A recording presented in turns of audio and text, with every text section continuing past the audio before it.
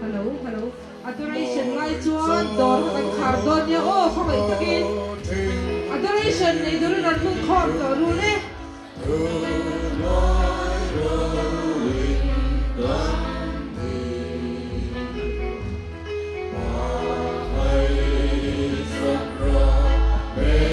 khawai takin dor kan khar don ya o adoration lai chuan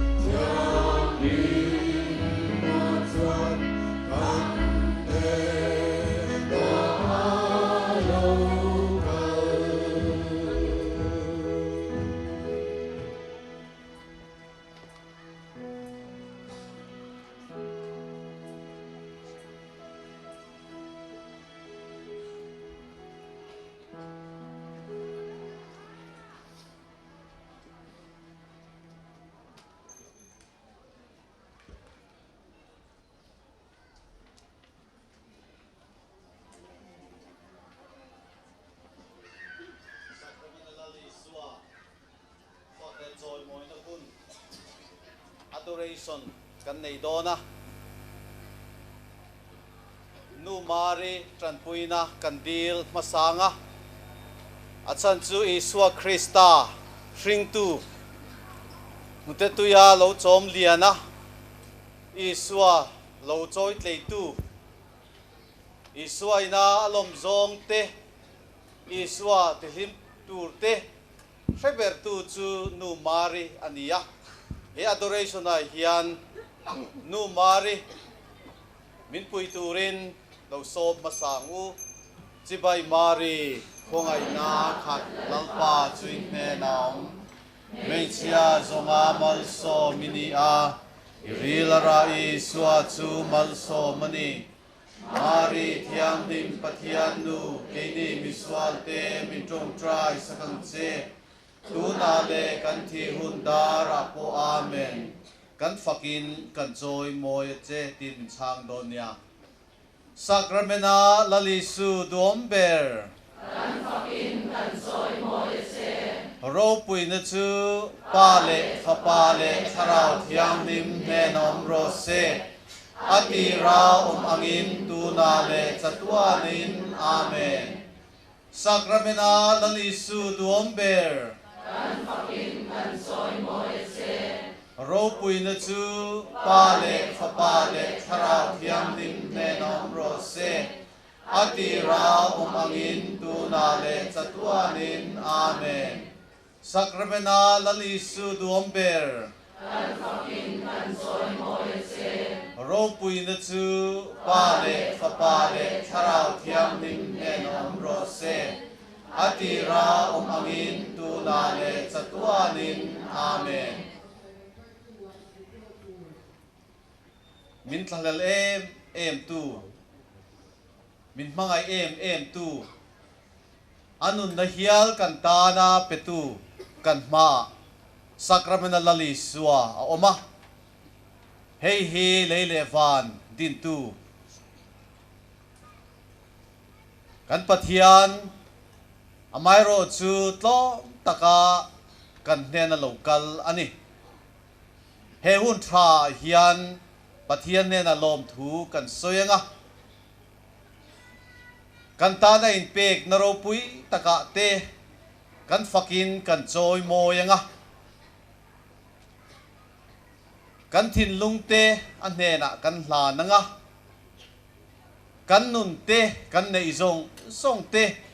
an hne na in kol ti rang u faklak pathian kan ma om athuin kan ngai tha tuna chuan kan ma mai chama hian atakin mu tu ro omani he adoration chung hian pathian kan fak le kan choi moi the inan ma sain tharau thiang lim dilin la kan sanga kan la roi tu te khan tharau thiang lim la lo thang se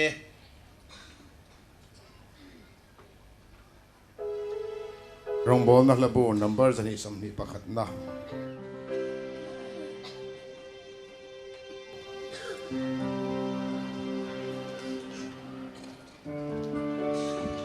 Hindun kan simkom maya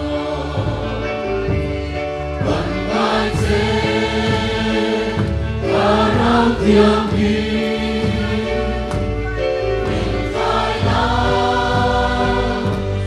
Hãy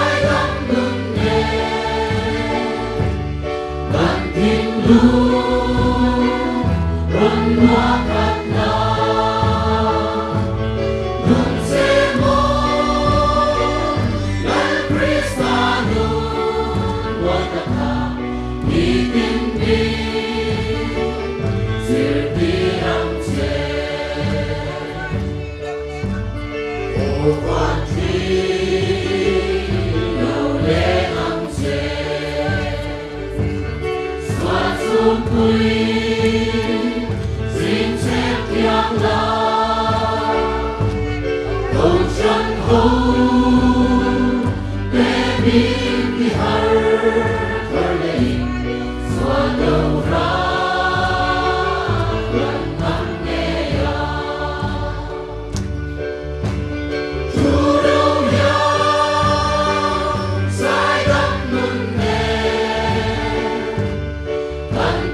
Yên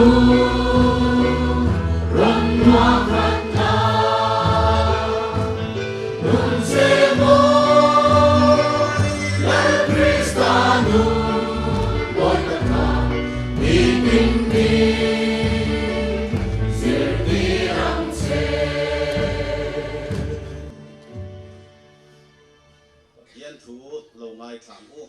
lăng ba chuyên hệ nóm rổ xe chân chín trà thiêng lim Johanna Zia lâu chia ri la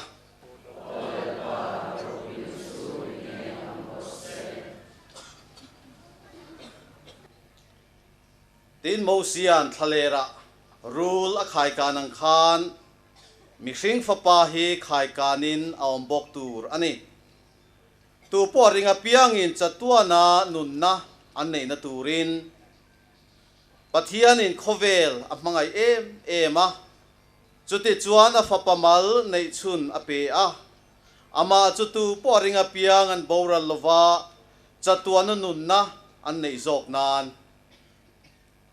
lalpa chanchin tha ani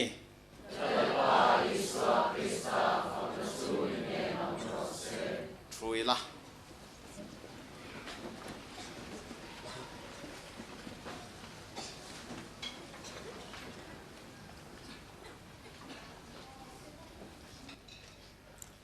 kan adoration min poitur thutlem soi ka tua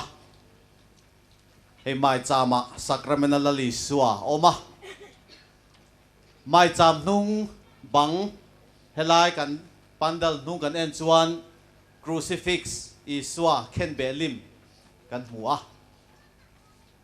iswa mele pianzia crucifix a hian kan hua amai ro chu iswa Christai ro chu heta hian aom lo hei chu a en tir na ani mai cham kan en ve thung ero chuanin iswa mel le pianzia reng reng eng ma mu tu rom lo amai ro chu helai mai chama hianin iswa Christa ero chu a om thung ani kan thu pui pero chu ti chuan pekin in omang ti tu iswa Christa hi thilpek ropui ber kan dona chuni pathian in khovel am mangai ema chuti chuan a fa pamal nei chuna pe a ti kha ka chang ron thlan ania in mangai te hi chuan in thil anin penge nge ni eng angare theipo ni se min anin mangai chuan engamoni pek tur an zong thit pathian hian min mangai ma fangin afapa iswa Christa min pe a chumi chu helaya hian kenia chuan eucharis a hian achiang berani eucharis hi thilpek ropui berani hey till present day birthday ate Valentine's Day te le nipoimo zubili ate present kanin pe a present kanin pe hian moi takin kan tuama ribbon ten kan su thin ani pathian hian athil pek min pek hian tlom takin atuam thrina Bethlehem fa pa iswa Christa khovel ta na pe khan atuam tu alei taksa kha chu tlo takani big ni da reng reng om lo amai ro chu futu tele hetu te beram pu tele khochak mifing te kha chuanin kha Bethlehem bong in atlom taka iswa Christa lo piang kha thing thin chipai an bu kani hekan pathian hian kan ne na in pek zel adwa wangin ama le ama hi kan ne na ke mani tan la in present thil pe ka ta na la in man chun zom zel adwa mà sẽ chú present tuam tu lệ a tuam nan chuanin chang hi mangani he thil pek dong tu te theu kan nia kan van nei zia aro pui zia hi anteu tlom le angin lang ma se heyu kari si thil pek ro pui lu tu kan ni alut zia le ro pui zia te sathiam tur chuanin a alim tha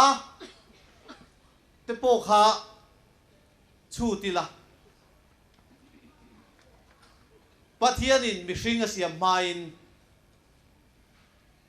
leile van moi takatin masa eden huan moi lu tuk eng kim op na mihring kha adani amai ro chu alaya thing he thing rai ro hi chu ei su tok point tok tur ani lo ti ni khat thing ran ei kha chuanin an tan thi na seng don ani pathian thuon oi lova an eya eden huan atang khan no chuan nia pathian atang khan an kalbota dinani an thi tharawa thi dinani chu alim thama yani afam kimna pathian ina eden huan thar aron din chu amat kousan he kousan hi nia chu kousan a chu na lai lia chuanin thi na thing ni to lovin dun na thing apuna chu thing ra lowa eite chuan nun na an nei to don ani chatuan nun na nei to don ani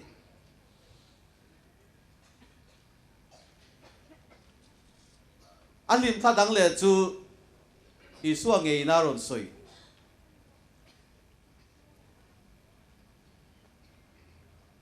thalera mosian rule a khai kan kha rule chuk na mi a chu ka piang chuan thi ni ma se rule dar mosian siama a khai ka nga a ena piang chu an damani chu nge kan ti chuanin alim thamai ni afam kim na chu Calvary Isua Christa ataksa le thisen khovel ta na in pek na kha chu voinia kha Calvary thil pek ro puilu tu kha communion Eucharist kal tlang hian kan dong thi kan ei thi na ni kan van nei tak em he thil pek dong tu te hi han ngai toila thil pek re atut na te don chuanin a pe tu hian chu ti la a dong tu hian chut leila tu nge pe tu pathianin enge pek a fa pa Isua Christa tu ne na nge pek nang le ke tu nge kan ni enge kan ni mi chak lo sual na tam tak nei Epo Francisan Eucharist sacrament hi mi thate ta na loman ani lawati mi chak lo tak dam lo te ta na dam na ril ru ha tak te ta na ril ru thamwa na an nei theinan beidong te na be se na an nei na tura thil pe ka ni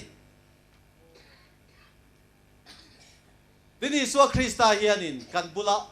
a om dua wangin hetiang hian a in pe ni keima om reng ro ke po nang ma ni ya ka om rengang ati te kha ngai ko ila tin he Eucharist kan eya kan in hian keima ni ya Isua Christa oma Isua Christa kha keima ni oma keima ni po Isua Christa kan oma ni tu po kati sa eya katisen insu keima om reng trin ke po ama kom reng trin zona bungruk chang som nga paru hey ani le enge hetiang khopa thil pek lu kan dong hi enge kan pek let ve ang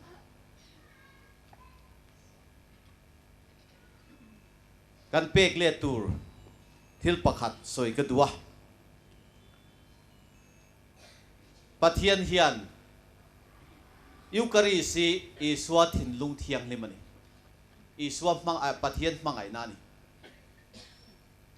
kha thil mak thil thleng a khanin lan siano a khanin kum sakha jathum vel kalta khanin chang sacrament ti sa lo chang kha scientist ten anan zir chen khan tun nuwa mihring lung thin lung pang ti an ti deuh kherani chu wangin Eucharist kan don hian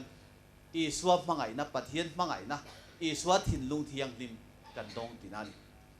chu ti ni chuan enge kan pek vek ke ni po hian kan pek tu ber le kan pek thei chu kan thin lung kan mangai na hin sum le pai kan peang kan thiam thil te kan talent te Krista le ko frantan kan mang zelang ma se poimo chu kan thin lung hi sacrament la li suan ne na pathian ne nai peng eng tinge kan pe kang eng na po thokila khoi muna po mila kan thin lung yan lalpa hi au thi ni la lalpa hi kom thi ni la kom melila theng kan sil don ani pon e rong kan bol don ani pon e rong kan bol lai kan ril ruin lalpa kalome lalpa he e rong bol hi nang manen o lalpa nen e rong bolila lalpa nen theng sil la kan sil pa te kan ril ruin lalpa nen a lalpa kalome lalpa ka mangai che tia kan trong try a ril ruwa pathian kan pol chuan kha kan thil ti kha pathian ne na kan hla na trong try na kan san tira kan thin lung kha pathian ne na kan pe ni pui thiamin masa in thin lung choi sang ro u ati kha kan thin lung hi thil dang a hin akwal na salutu tuna po then kha chuin thin lung a khanin kan pan vok cho kha pe to nge mo in tianga in thin lung kha chu in vok in aw man then chuanin in ar vulate then kha chu in pangpar in pot velate then te chu in pasal arui to nge om seng tin nge thenin in fa khoi ange ale nang o alo hongem kan thin lung hi awak wal na salut atam thayang pera pathiana kanom tir pathiana kan choi san kan thin lung helai khovel thila wak wal na salut hi heta lalpan ne na kan choi sang kan choi sana Mari Iswa ke bula thudang khan marthi chu chauka buai lutu Mari ro chu Iswa ke bula thuni Tuy tu na po khan in riru chuan lalpa kap mangai che lalpa in ti chuanin in thin lung lalpa tan in pe tinan hei mi kan biak tam mi kan biak tam re chu in po na le in lai chi na relationship hi asiamani in thian tenen chuanin WhatsApp group ten siam mga rak na sa thin ang soi turin nga thi kanin biak tam kanin kom tam chuan kanin nela kanin po ani father ate po hianin junior group sub junior group senior group thang oma in kom na me che po la po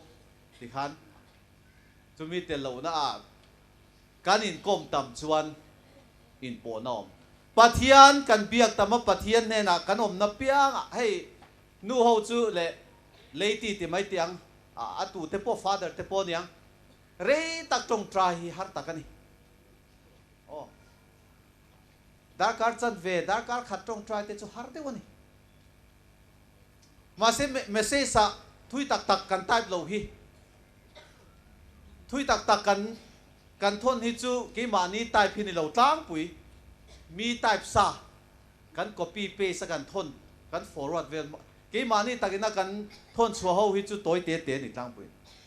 chu tiang do bok chuan kan pathian hi khoi puna apo omila message toi te te hi thon tur o WhatsApp group ang do hianin ni khata WhatsApp group a khanin ichian te eng moni message pangai thon chuanin alo pera pathian ta chuanin message som thon ro eng message nge lalpa ka mangai che ti ringot poito kan thil kan ti don te hianin lalpa hei hi ka ti tu he thaim idu zong aniem eng tin nge ka tiang lalpa ril ruin ko milal ril ruin ro ni la heti khopa eng kim min petu hne na hianin ho u kan thin lung hi kan ngai tu an hi kan ril ru hi ipe fowang pek lua tom lo kan pek tam po le khatianga trong try na toi te te kan pek tam po le pathian ni kan nai don Bartimaya po khanin thil pakhat chia aw hlane Isu Davida fapa min khongai ro kharingot kha aw lani Isu kha aw ding kha aw wang khanin amit po alo var phatan ama mu thei lo ama mu thin mu thei ta lo kha tuna chuan amule thei ta ni ke ni pon kan chan tam tak hi Isu Krista kan awa Isu Krista kan ngai poimo chuanin lo le le tu hi atam lu tu hey voina advent pathian ni masaber kan manga pathian ni kan man liam ta kha Isu lalber ku tania kha khan akum kan khara Isu lalber ten ngai toila kan thilunga laltir tur chuanin lalpa enge idu zo lalpa mo aho theyang per le thil kan chian sa po hianin zo kanan enga kuwa khayan korean mom le ngei dona ta pon lalpa hei kuwa ka mom don nia o tiro o trong try na chang don kuwa ei ni lovin in thil ti tur kha chu tiang chuanin kan biak tam chuan kan thin lung hi zoi zoi isuati kan mangai che ti hei iti tamang u kan mangai vak lo pon ti tam hrim hrimila kan mangai chop chho ve mayang mangai na lo piang ve mayang kan mangai na tu na te ute hi aron lian anga aron thang anga nakina chuanin chutianga pathian kan au tam chuanin puak ke lek lek khopa mangai nai na no mangai nai na enge atne thinlung hi kan nei the ni Eucharis pathianin thilpek ro pui per min pe ya ho u kan thinlung hi trong trai na mangin trong trai na toi te te mangin lalpa kalome lalpa ka fakache khoi kipa kan ka lai pon bathroom ma kan in thiar lai pon mo eng na po thok do ni la khoi huna po kal do ni la lalpa tin kan ril ru hianin mi sermon lai te po hianin ril ruin kan lo trong tra eng tik lai pon ril ru trong trai na hi chu kan nei the mi kan nei tam chuan he thil pek ro pui tak hi kan thin lung lalpa hne na kan pe ve ti na ani kan la roi tu te khan la lo thang se sacrament la li suwa kan fakin kan choi moi nga kan za vai ni ding ang u kan ban te pharila kan ma om sacrament la li suwa mai cham om hi enila hei hi lalle kan chan dam tu chuani kan ta na in pe imperal rai calvary thi pathian min mangai na le ain pe na ro pui tak te ngai toin pathian he na lom thu soi ngu lalpa ka fakache lalpa ka choi moi che lalpa lom thu ka hila lali su lom thu ka hila che Sacramento lali su ka choi moi che Lampa ka phaka che Hallelujah Hallelujah Lampa kan phaka che Lampa kan lo me La ding chung in kan sanga tôi moni khan la kha in fil thei chuanin fil ula mai ne khan Number samsari le pasari na. Namatil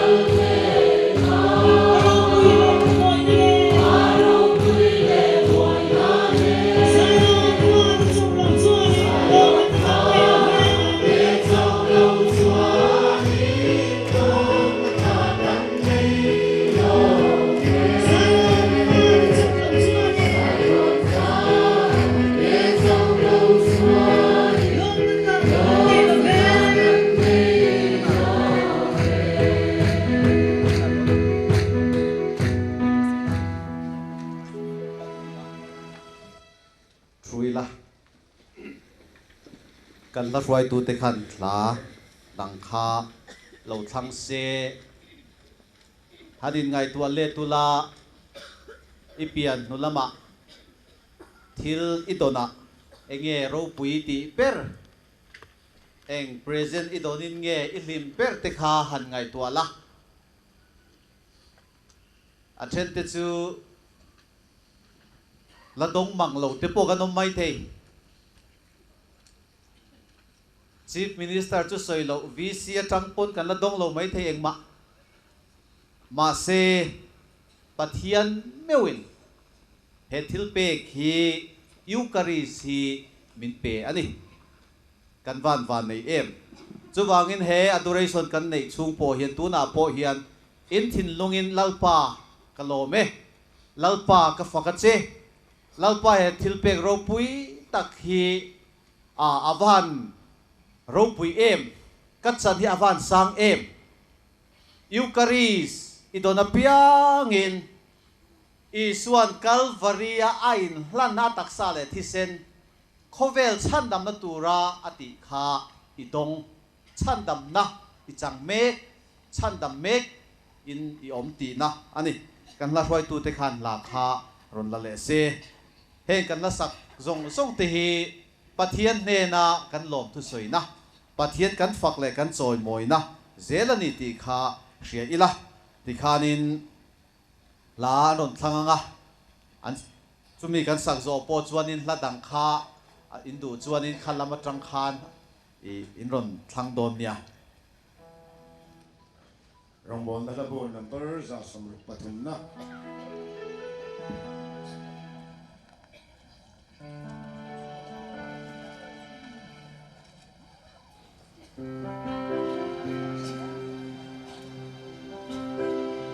Malmin so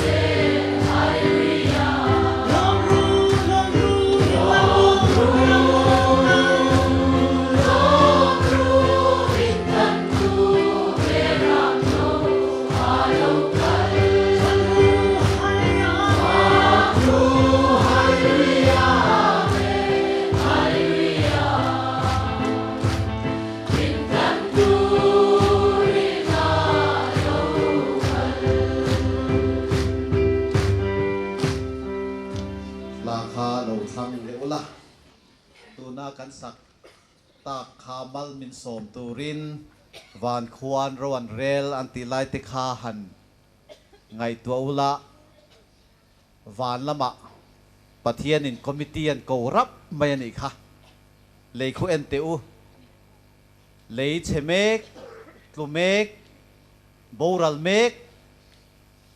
du taka kan mixing siam tu khu engtin nge kan ti ta kang an tian committee a vanangel zong zong tenen khan ti chuanin Iswa Krista hi khovela akalanga ni malmin som turin ti khan rowan rela malmin som turin ti khanin chatuan remruat na tangin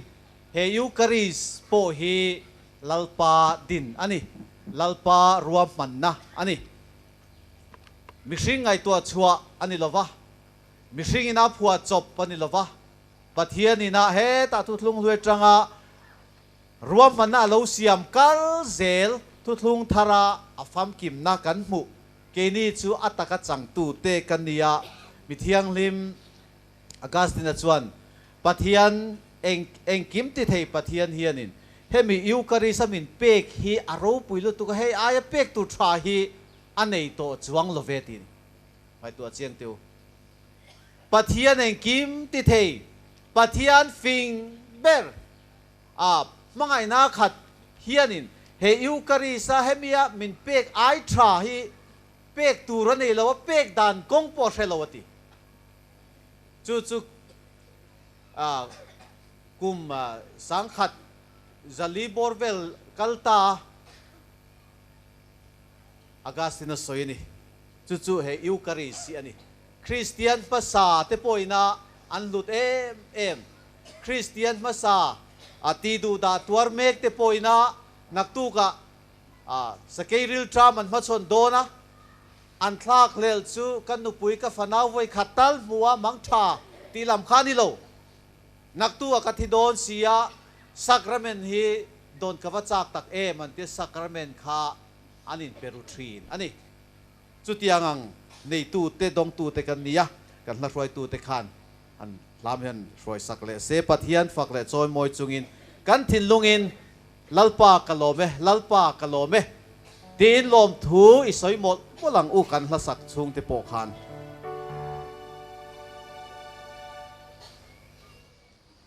Numbers ani samwali matuna. His God is in the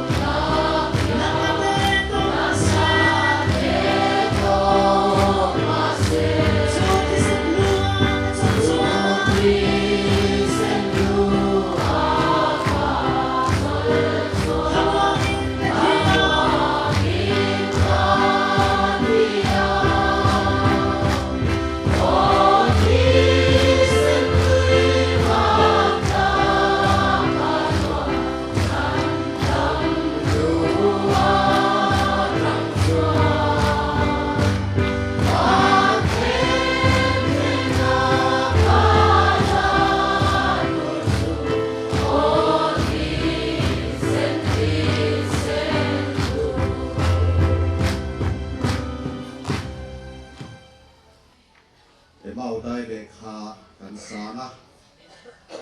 hey Saint Mary's Lipapolin zanina kan ei tu hi an siaman fatu meka an phur khopa tui don nge chu ka hrelowa ma se ril tram tu ta chon ei acha kom to leang ruai kan the tur aya tui le tha le risel abuat sai tu Iswa Krista nge apui thiam kal tlangin Eucharisa kan nei ani hei mi pale mei chia anin ngai zona nang hi kan pui tu ini nang hi ka pasal tur ani tia an mangai na thang zel in nei na an lua anin pek na sang per chu an taksa anin pek ton na nu panun an man hi ni ko ran hi Krista mo ania mo aniang in Krista hian ataksa a mo ne na hian a petrina chu chu Eucharist ni a ko ran te Krista mo kan ya wangin Krista taksa kan dong theya nu panun chu khami nu pa te in karatan chau khan ni mei chia in nu puin kan pa thian te khui mo kan khilai ve nge ti chi lo nu pa tan chau ni an pa ni tan chau chu wangin ko ran hianin Krista hianin ataksa hi a ko ran ta chau pe a ko ran yom lo chuan i dong lo ni mai chu wangin he ko ran hi Krista taksa i dong zel du ni chuan chua san ngai suang che i tu lei fa te chua san phal suang che ding chungin emau kong dai re kha kan sanga hei hi thinlung taka sacramental li suwa kan som na kan thinlunga te kan nuna te kan som na ni se dingila chuan mi kan sang zo he kan thing thianga mal som na lam kha kan dai don nia Labu number sumi le na emau kong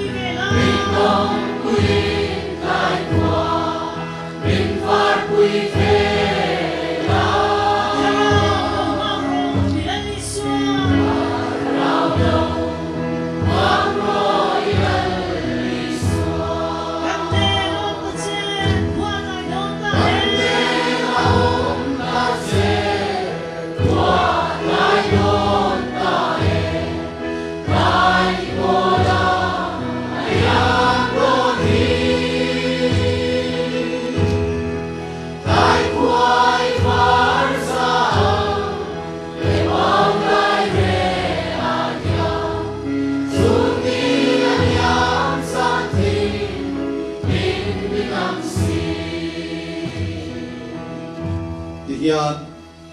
kan kuthi malama swin sacrament hi en fe kang u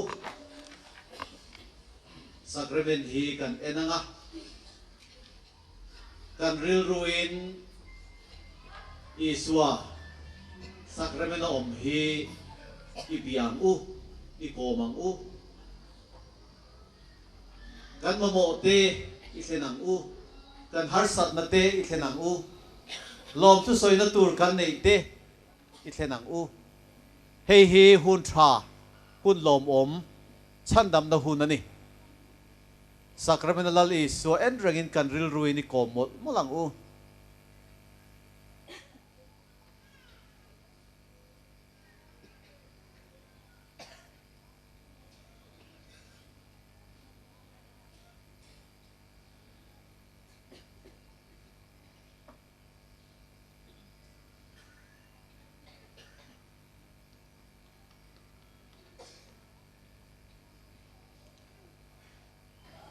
lo tong trai ro lang u kan pa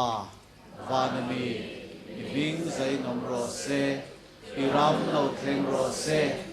i du zong vanan tiangin emi ti ro se hoi na tan kan nei tur min pem se kan sunga koi khoi tu te kan ngai dam ngin kan koi khoi te ngai dam se swal tu ra khen na ma mi swai lo na Hiếu cho lâu là bà chuan mình hùng him zo cầm se. Amen. Cô nên chỉ bài thiêng nên bù kinh bị khác. Cô nên chỉ bài thiêng nên bù kinh bài ru sa ra men nung su.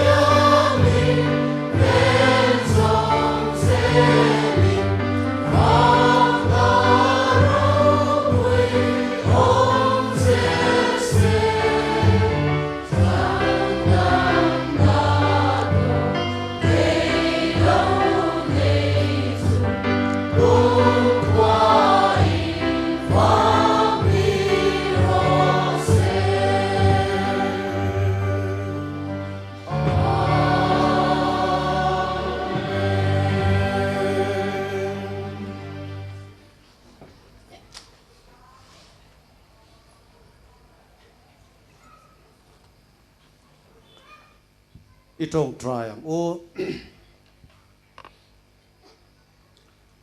lalpa kan pathian he sacrament ro pui taka hian ifapa Isua Krista nulahim mari shrin kan chandam nana khen bia omna chuan kan lo kala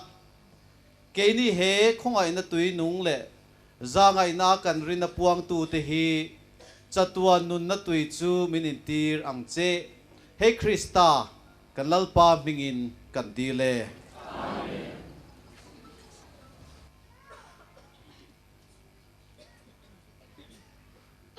ลมนัดถิ่นลุงเนียนเหตุทิลเปกรบปุยตักดงตูเลในตูเตกันนี่อ่ะลมทุสอยจุงอินริลรุยปะเทียนเฮน่ะอินลานุละริลรุยถิ่นลุงอามาเนน่ะลานละเองติกลายปัวอามาเนน่ะกันหุ่นกันมันโฉเทยโตนานกันถิ่นลุงเตเกนี่ปอยนัดทิลเปกอ่ะกันเปกเสียงเทยนานอามัลสมนะดีหลังอ้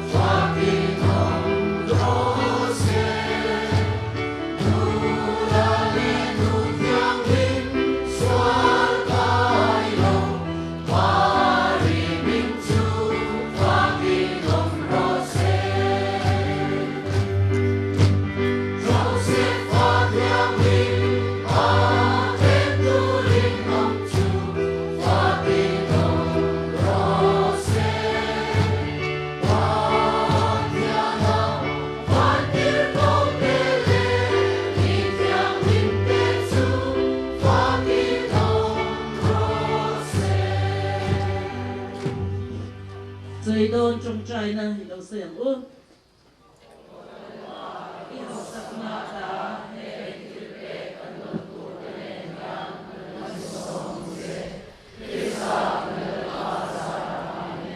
肉桂那猪。